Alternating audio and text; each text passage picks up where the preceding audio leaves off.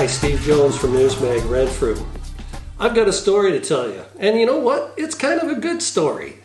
It has to do with the United States Navy naming their brand spanking new Gerald Ford class aircraft carrier CVN-81. That's not what they named it, that's the official name of the ship. But this is a nuclear powered aircraft carrier, and they named it after one of their sailors. And that sailor is Doris Miller. And no, Doris is not a woman. Doris is a male. It turns out that when he was being born, the midwife that was helping his mother with the delivery thought that Doris was going to be a girl, and so hence the name Doris. But he became collectively known by his peers in the Navy as Dorie Miller. And so this Gerald Ford class carrier is going to be named the USS Doris Miller. And I was very proud to hear that, and in fact I got a little touched by that. You know, like I'm a big suck when it comes to stories that kind of tickle my little empathy bone. But anyways, here's the story of Dorie Miller. So it's December 7th, 1941, and this of course is the date that the Japanese attacked the US Pacific Fleet in Pearl Harbor. And Dorie Miller was a cook second class on the battleship USS West Virginia. And just before 8 o'clock, Miller had finished serving breakfast as part of the mess.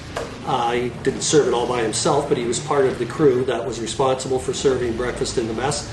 And he had turned his attention to the laundry and everything that might entail when the Japanese aircraft appeared out of the sky. And it was the aircraft from a particular Japanese aircraft carrier called Akagi that had attacked the West Virginia. So the West Virginia got hit by 7 torpedoes, and it almost sank had it not been for the courageous efforts of some of its crew to keep it afloat by flooding compartments and keeping it upright so that it could be resurfaced once again and sent back out to war before the war's end with Japan. But anyways, back to Dorie Miller. So the alarm for battle stations goes out, and Dorie Miller drops everything and reports to what was his battle station, which was an anti-aircraft magazine, which means a storage place for ammunition that goes into anti-aircraft guns that are designed to shoot down enemy fighter aircraft or enemy bombers that are threatening the ship. When he got there, this was a midship, so this was sort of in the middle of the ship, not too far forward and not too far back, but sort of in the middle, just right. When he got there, he found that his battle station, had been destroyed by the first torpedo. So he went to a secondary location and reported for duty. After first reporting that his first battle station was no longer available, he was reporting to be assigned to some other duty. So Dorie Miller was, at that time, the reigning heavyweight boxing champion aboard the USS West Virginia. And so there was an officer there when Miller reported for his other duties. And he took note of the size and the strength and the power that Miller represented, and he said, "Hey, you come with me." And so Miller followed this officer up to the bridge, which is sort of like the command center of the ship. And on the bridge lay the captain, who is horribly wounded. He's got this gaping hole in his abdomen. From that first explosion, he had taken shrapnel to the abdomen, and so he's bleeding out of this hole in his stomach. But he refuses to be evacuated. So he's still shouting out orders and trying to direct the ship, even though he's fatally wounded or would eventually succumb to his wounds. So what they decided to do, this officer, they thought, well, rather than leave him laying here in the line of fire, let's at least pick him up and evacuate him to a location on the bridge where he's not in the direct line of sight of Japanese machine gun fire that's coming from their attacking aircraft. So they do that, and this captain very heroically continues to command his ship until, predictably, he dies of a blood loss. And interestingly enough, he's going to be awarded posthumously the Medal of Honor, which is the highest award for bravery in the United States military, and ergo the United States Navy as well. So after the captain died as a result of his injuries. Miller again went around looking for something else to do as the ship was under attack. And another officer, I think it was a lieutenant by the name of Frederick White was his name. And he snagged Miller just as Miller happened to be passing by. Now, White, I don't know if he was in command of this anti-aircraft battery, but there were 2 anti-aircraft guns. So these are Browning machine guns, and their job is to send out machine gun fire in an attempt to shoot down enemy planes. And these 2 guns had nobody manning them at the time. And so this officer, Lieutenant White, grabs Dorie Miller, who has no training on this kind of gun, or any weapon for that matter, and he gives him a quick how-to right there in the heat of battle, okay? So there's another ensign there, Ensign Delano, I forget his first name. So the 3 of them begin loading up these guns to be used. So in the heat of the battle, Delano grabs a gun and he starts firing away at Japanese planes as they're incoming with their loads of bombs and torpedoes. And then he kind of looks over and he sees Dorie Miller hammering away on the other gun. And even though Miller had actually no formal training on the Browning, he seemed to be, the gun was in action, which was an improvement over, the way it was just not too long before. So they just leave him alone, and basically, well, they don't leave him alone. They say, okay, well, you handle the starboard side, and we'll handle the port side. And so Miller is responsible for the right-hand side of the ship, while the other gun is dealing with threats that are approaching from the port side or the left side of the ship. So Miller is popping away at these Japanese fighters as they're making their attack runs. And according to accounts, he is responsible for shooting down at least 6 and perhaps 7 Japanese warplanes as a part of this engagement while on board the USS West Virginia. After the attack had settled, there are no more Japanese planes attacking. Miller gets involved with the evacuation of wounded sailors both on board and those that had fallen into the water. Now, even the water is not a safe place because there's fuel and there's oil, and literally the surface of the water is on fire. And so jumping into the water is by no means a way of saving oneself, and many sailors did. So Miller was responsible for being part of the rescue effort that led to, and again, this is according to witness accounts, the savings of lives of countless American sailors in that engagement. So, as a result of all of this, and Miller survives this, Dorie Miller survives all of this, he is awarded the Navy Cross, which was the 2nd highest medal for bravery in the United States Navy. As I mentioned before, the Medal of Honor is the number one highest medal for bravery in the United States Navy. And that's what the captain of the ship received posthumously, whereas Dorie Miller received the Navy Cross, which was still very, very impressive. Now, what's the big difference between the captain of the USS West Virginia and Cook Second Class Dorie Miller, heavyweight champion of the USS West Virginia? And the fact of the matter is that the captain of the ship was white and Dorie Miller was black.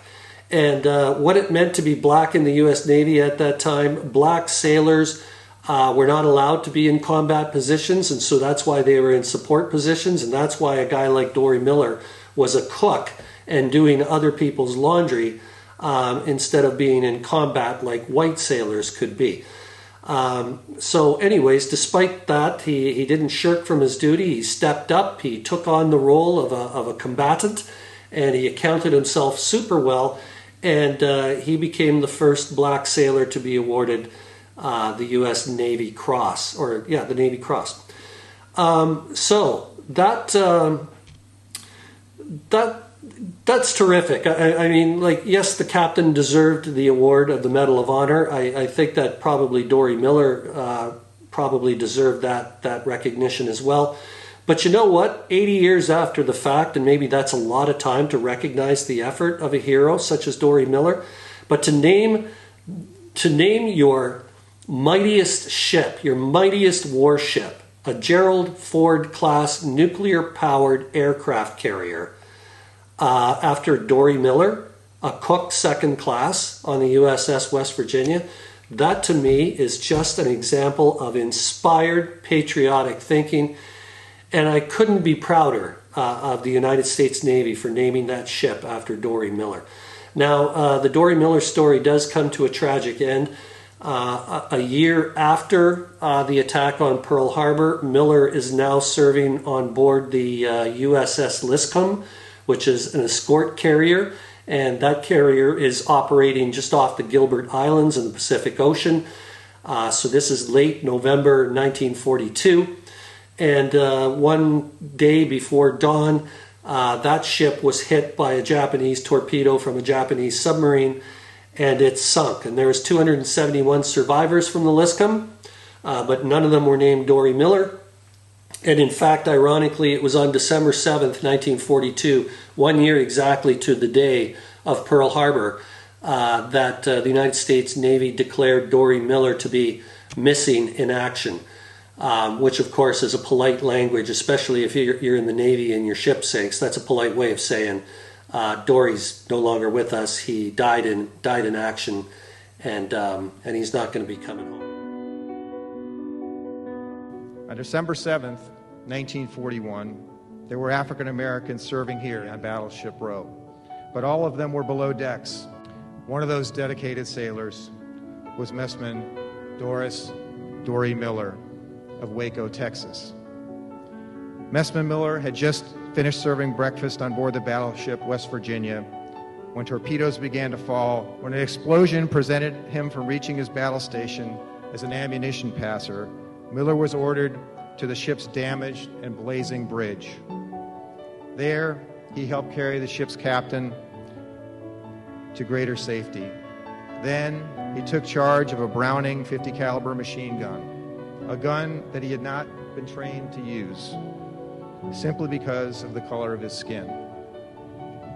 On the burning and heavily listing starboard deck, he loaded the weapon and shot back at the attacking airplanes until his ammunition ran out. Along several officers and enlisted men, Miller fought fires on the bridge, protecting the captain until he was pronounced dead. Then he traversed hand over hand to the ship's deck, where he saved the lives of many sailors by pulling them from the burning water. When the order came to abandon ship, he stayed behind to help, and he helped. Messman Miller was one of the last 3 sailors to leave the West Virginia that fateful morning. For his actions, Doris Miller was awarded the Navy Cross, the first African American to be so decorated. Dorie Miller stood for everything that is good about our nation. His story deserves to be remembered and repeated wherever our people continue to stand the watch today. He is not just the story of one sailor. It is the story of our Navy, of our nation, and our ongoing struggle to form, in the words of our Constitution, a more perfect union. That is why it's my honor today to announce formally that our next forward air-class carrier, CVN-81, will be named the USS Doris Miller.